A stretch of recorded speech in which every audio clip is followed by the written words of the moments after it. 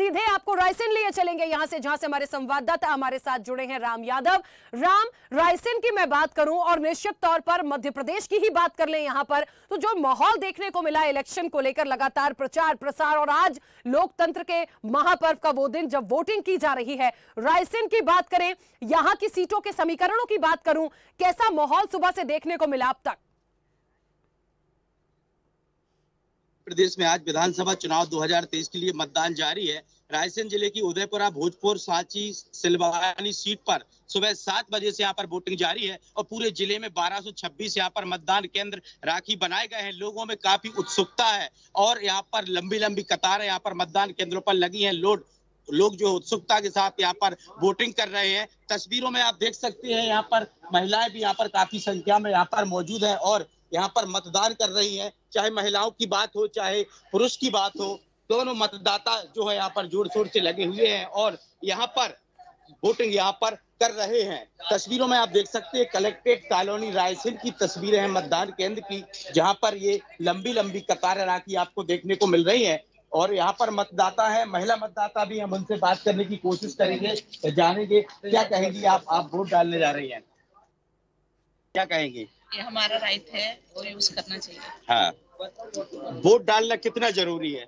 बहुत ही जरूरी है, जिससे अपन वोट डालें तो जिससे अपने देश का कुछ उद्धार हो और अपने जनता के भविष्य के लिए वोट डालना बहुत जरूरी है। देखिए, जनता के भविष्य के लिए राखी वोट डालना बेहद जरूरी है। यहाँ पर महिलाएं साफ कह रही हैं और महिला उनसे ही बात कर लेते हैं। कितना जरूरी है वोट डालना? बहुत जरूरी है, हाँ, 100%। हाँ, तो 100% यहाँ पर महिलाओं का कहना है कि वोट डालना बेहद जरूरी है। यहाँ पर कुछ जेंट्स मतदाता, इनसे भी हम बात कर लेते हैं। क्या कहेंगे, आप वोट डालने आए? वोट डालना हमारा अधिकार है। हाँ, अधिकार। आप बताएं।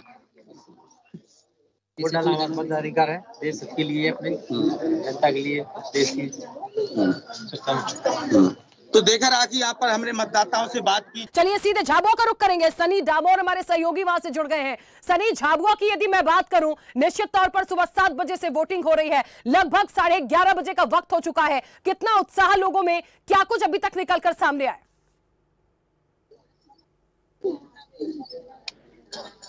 पहली किरण के साथ ही ग्रामीण क्षेत्रों से निकल करके लोग सामने आए थे, जहां पर उन्होंने सीधे तौर पर एक बड़े जमावड़े, एक बड़ी भीड़ के साथ में पूरे के पूरे गांव, फलिए, मोहल्ले निकल करके वोटिंग करते हुए नजर आए। जहां ग्रामीण क्षेत्रों में मतदान अलसुबह देखा गया, वहीं शहरी क्षेत्र में मतदान लेट शुरू हुआ। 9 बजे के तकरीबन ये मतदान शुरू हुआ, क्योंकि आज झाबुआ जिले में तीनों विधानसभाओं को, झाबुआ, पेटलावद और खांडला को लेकर के एक बड़ा फैसला जनता करने जा रही है।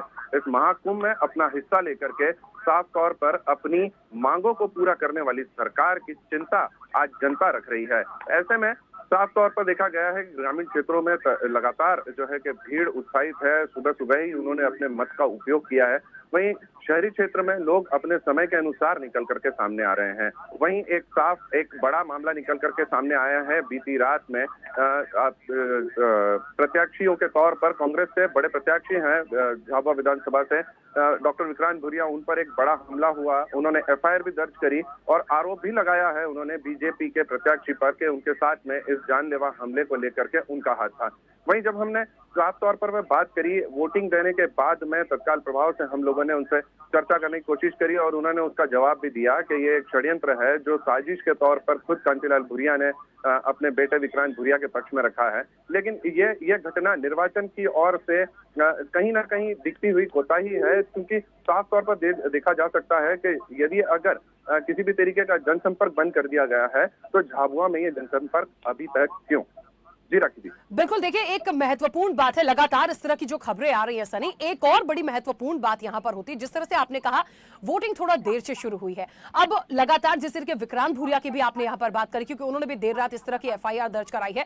ये एक बड़ा देखिए महत्वपूर्ण इलेक्शन है इस बार। अमूमन जिस तरह की खबरें आ रही हैं और झाबुआ के समीकरण की बात की जाए, जो देर से भी वोट देने पहुंचे उनसे भी आपने बात की होगी इस पूरे चुनाव प्रचार के दौरान।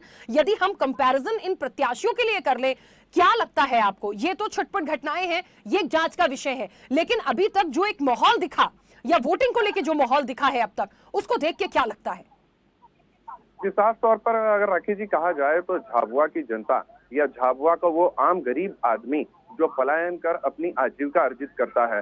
तो जरूर से बताना चाहूंगा राखी जी के हांदला विधानसभा में तकरीबन 80% और पेटलावद विधानसभा में 75% पिछली मर्तबा जो है कि वोटिंग का परसेंटेज रहा था। वहीं झाबुआ विधानसभा को लेकर के देखा जाए तो वो 65 से 67% के अंदर तब्दील हुआ था, जो कि बेहद कम आंका जा रहा है। अब ऐसी स्थिति में भाजपा की जो योजनाएं चलाई जा रही थी वर्तमान में पिछले 18-20 साल से जो सरकार जो है कि वो काबिज है भारतीय जनता पार्टी के, इसमें साफ तौर पर एक बड़ा खामियाजा भुगतते नजर आ रहे हैं, क्योंकि यहाँ से पलायन किए हुए लोगों में अगर वोटिंग परसेंटेज कम होता है तो उसका सीधा खामियाजा बीजेपी को होगा। बिल्कुल। चलिए सनी, ऐसे ही वीडियोस के लिए लाइक करें, शेयर करें, फॉलो करें, YouTube पर जाकर सब्सक्राइब कर बेल आइकन दबाना ना भूलें और ताजा अपडेट्स के लिए स्वदेशलाइव.com पर जरूर जाएं।